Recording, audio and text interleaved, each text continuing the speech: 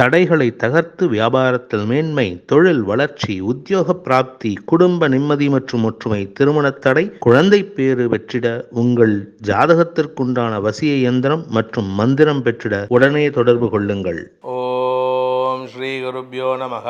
ஹரி ஓம். Jai Bhuvaneswari.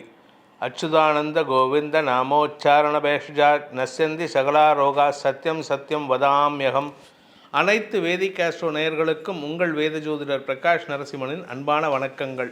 April மாத ராசிபலன்கள். இந்த மாதாந்திர ராசிபலன்கள் அனைத்தும் பொது பலன்கள் மட்டுமே.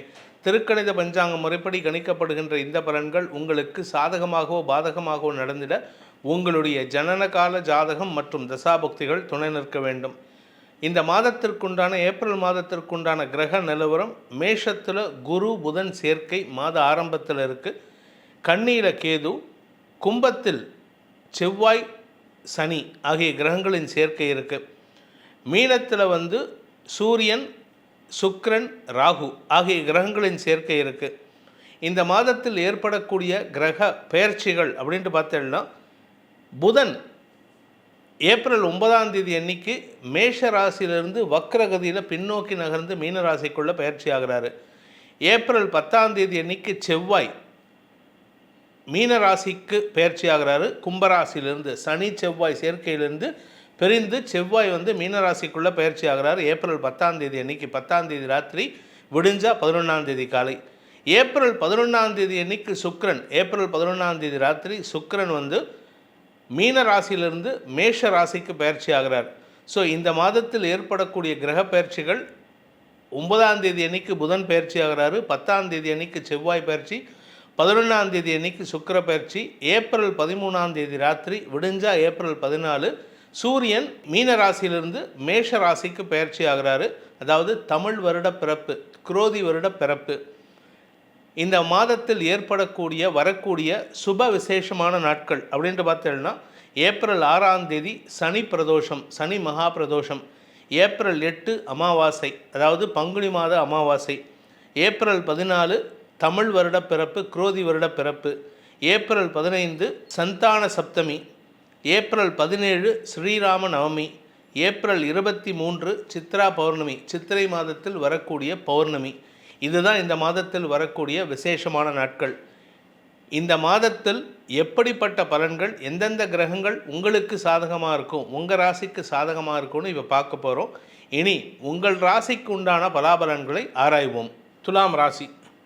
அன்பிற்குரிய துலாம் ராசி நண்பர்களை பொறுத்த வரைக்கும் இந்த ஏப்ரல் மாதத்தில் உங்களுக்கு நற்பலன்கள் ஏற்படுகின்ற வாய்ப்புகள் இருக்குது.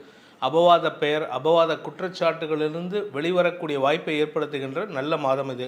6ஆம் இடத்துக்கு செவ்வாய் பயிற்சி ஆகிறாரு. 2ஆம் வீட்டு அதிபதி 6ல் போய் மறையிறாருன்னு கவலைப்படாதீங்க.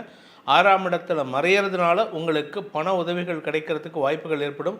கடன் பிரச்சனைகள் முடிவுக்கு வரும். ஏன்னா கடனுக்கு அதிபதி யாருன்னு பார்த்தா செவ்வாய் தான். அந்த கடனுக்கு அதிபதி 6ஆம் இடத்துல போய் மறையிறதுனால கடன் பிரச்சனைகள் முடிவுக்கு கொண்டு வரக்கூடிய யோகத்தை ஏற்படுத்தும். அதே சமயம் உங்களுடைய வாழ்க்கை துணை சம்பந்தப்பட்ட விஷயங்களில் சில குழப்பங்கள் இருந்தது, அதாவது அவங்களுடைய ஆரோக்கியம் சம்பந்தப்பட்ட குழப்பங்கள் இருந்ததுன்னா அதுக்கும் தீர்வு கிடைக்கிறதுக்கு வாய்ப்பு இருக்குது. ஏன்னா 7ஆம் வீட்டு அதிபதியான செவ்வாய் 6ல் போய் மறையிறதும் நல்ல யோகத்தை ஏற்படுத்தும். இது எப்போன்னா ஏப்ரல் 10ஆம் தேதிக்கு மேலே தான். செவ்வாய் சனியோடு சேருகின்ற காரணத்தினால, செவ்வாய் சனி சேர்க்கை 5ஆம் இடத்துல இருக்கிறதுனால உங்கள் குடும்பத்தில் வாக்குவாதங்கள் ஏற்படுறதுக்கு வாய்ப்பு இருக்குது. வார்த்தை விரயங்கள் சஞ்சலத்தை ஏற்படுத்தும்.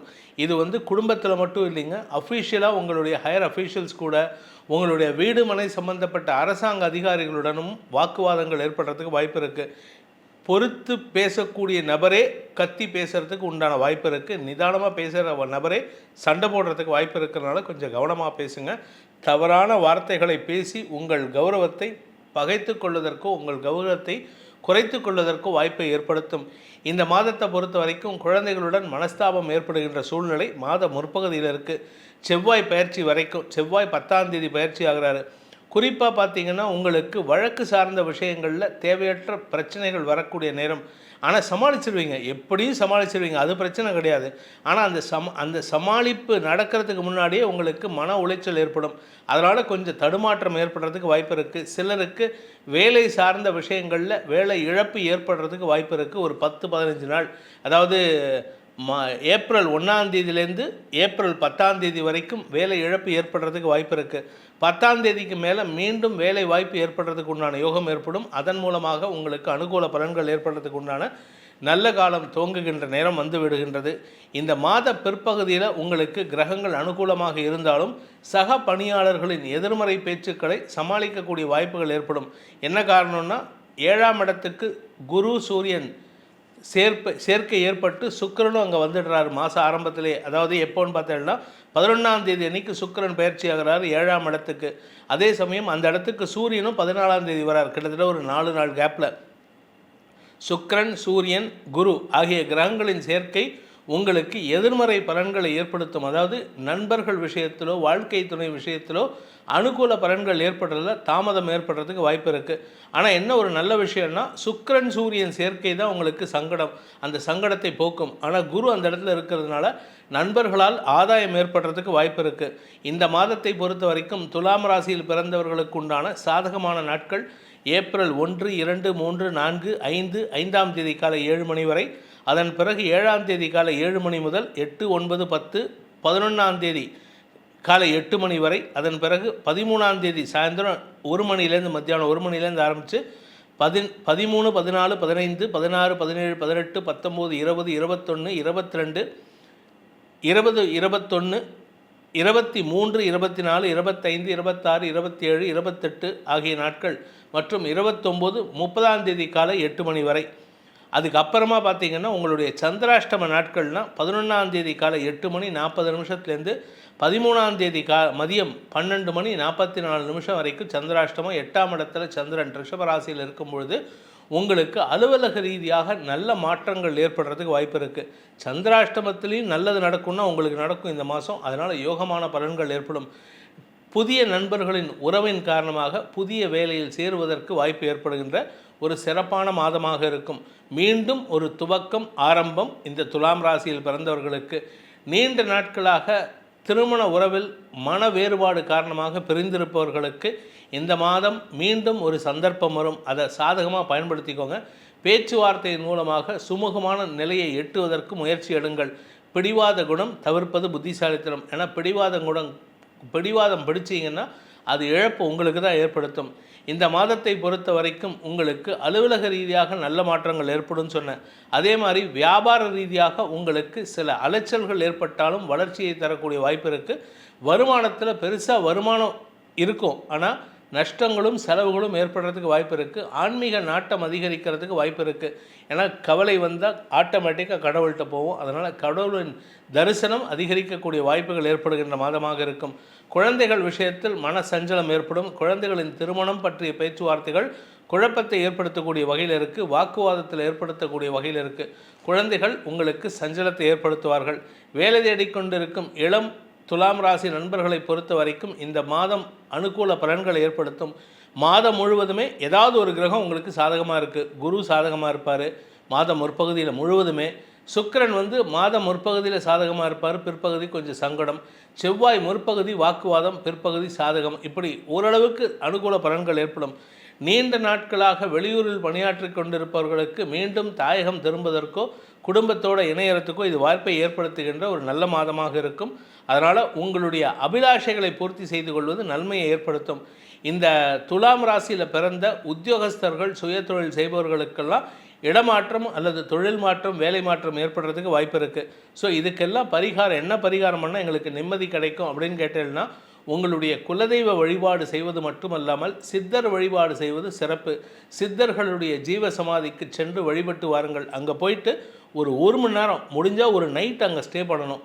அந்த சித்தர் சமாதியில் அந்த இடத்துல அது விசினிட்டினா அதை சுற்றி இருக்கக்கூடிய ஒரு கிலோமீட்டருக்குள்ளார நீங்கள் அங்கே தங்கி அந்த சித்தரை தியானித்து வாருங்கள். சித்தருடைய மந்திரங்களை சொல்லி வாருங்கள். அந்த சித்தர் சொன்ன மந்திரங்கள் ஏதாவது உங்களுக்கு தெரிஞ்சதுன்னா தேடி கண்டுபிடிங்க. அங்கேயே கேளுங்க, புக்கு கிடைக்கும். அந்த சித்தர் சமாதியில் உட்கார்ந்து அந்த மந்திரங்களை சொல்லி வாருங்கள். சித்தரின் அருளின் காரணமாக உங்களுக்கு நண்பர்களாக வந்து ஆலோசனை அந்த சித்தர்கள் வழங்கி உங்களுக்கு நல்வழிப்படுத்துவார்கள். இந்த ஏப்ரல் மாதத்திற்குண்டான பலாபலன்களை, உங்கள் ராசிக்குண்டான பலாபலன்களை அறிந்து கொண்டீர்கள். இதன் மூலமாக உங்களுடைய இந்த மாதத்தை ப்ரீ பிளான் பண்ணிக்கிறதுக்கு இது உதவிகரமாக இருக்கும்.